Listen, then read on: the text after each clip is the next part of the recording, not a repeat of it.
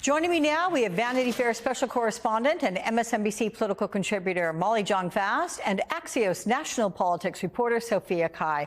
Welcome to you both. Molly, there's a huge amount of soul searching going on among Democrats about the low Democratic turnout on Election Day, by the shift of traditionally Democratic voters switching to the GOP.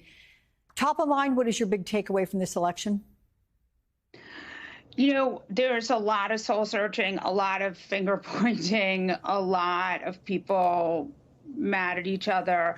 But I would say that considering the incumbency headwinds and considering that Harris was running for president for for a couple months, she did an amazing job. And you can see the strength of that in the down ballot races, right? The Senate seats that Democrats were able to keep. I mean, incredible stuff, Wisconsin, Michigan, Nevada. So I do think there certainly is going to be a lot of soul searching and a lot of, thinking and talking and postmortems. But I do think she did help all those down ballot races, and that is incredibly meaningful. Sophia, all this, though, despite Trump making gains with Black, Hispanic, Asian voters, even in deep blue places like right here in New York City. This is in spite of all of his racist and xenophobic messaging. How do you explain Democrats not seeing this shift in the non-white and working class voters to Trump? Has the GOP base shifted to a more diverse coalition of voters? Yeah, I think the numbers speak to themselves. And, behind all of his racist comments and, all of his other shenanigans, he's actually campaigned in some fairly diverse places like South Bronx. He's gone to Coachella, California. And I was at his Bronx rally earlier this cycle, and I asked a Black hairdresser, I said, do you not see him as racist? And she said, look, he's equally racist to everybody. I think it's just not something that everybody votes on. And if you're the Trump campaign, I know very early on, his campaign managers were very focused on getting what they were hoping to be marginal gains with Black and Latino men, specifically in places like Philly and Detroit and Milwaukee, in order to make up for any losses in the suburbs. And I think that's exactly what you did. If you look at why did he go to California? Why did he go to, New York, New Jersey? It is to find the majority minority crowds. So, Molly, as you were saying, there's plenty of blame to go around for Harris's loss. Charlemagne the God is among those who are saying, like you did, that Harris ran a great campaign under the circumstances she was given. But in terms of finger pointing, what are the most notable ones right now that you're seeing that you think may be able to be used as lessons for the Democrats? Well, I think the biggest one, and this has not gotten as much attention. I mean, there's certainly everybody is using this to explain their priors, right? So if you were a person who thought the party was too far left, you now have decided that that is the answer. And if you were a person who thought the party was too far right, you're now using that as the answer. But a thing that people, I'm not sure, are talking about quite enough is the ability to underestimate Trump, right? I mean, this guy has run ahead of the polls now in 3 elections. Even in 2020, where he lost, he still ran ahead of the polls.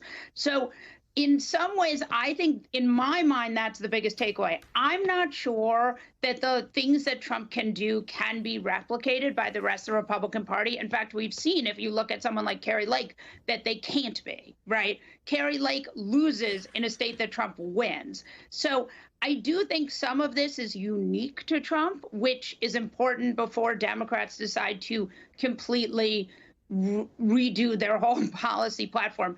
I do, but I also think that there will be a lot in the coming days that we'll see with that. Yeah. It is likely, Sophia, that Republicans are going to maintain control of the House and that they will then have a unified government in Washington. But the GOP's likely paper-thin House majority means it is going to be extraordinarily difficult for Speaker Mike Johnson to pass their agenda, considering the chaos and the internal conflicts that have plagued this Republican-led House. But does that change, and this is really building off of Molly's last point there, with Trump in the White House? Look, Trump is able to tank a legislation simply with a Truth Social post. I mean, that is the reality. He has, Republican leaders, likely leaders on both sides, who are a lot more Trump friendly. He has more ideologically aligned senators. And in terms of, if they get control of the House, look, they're going to have more funding for things such as those mass deportations, more money for ICE, expansions of ICE. They might potentially restructure the Affordable Care Act. I mean, you go down the list, there's a lot that they can do with more ease. I mean, still, you've got these characters in the House, and Mike Johnson will continue to have to wrangle them.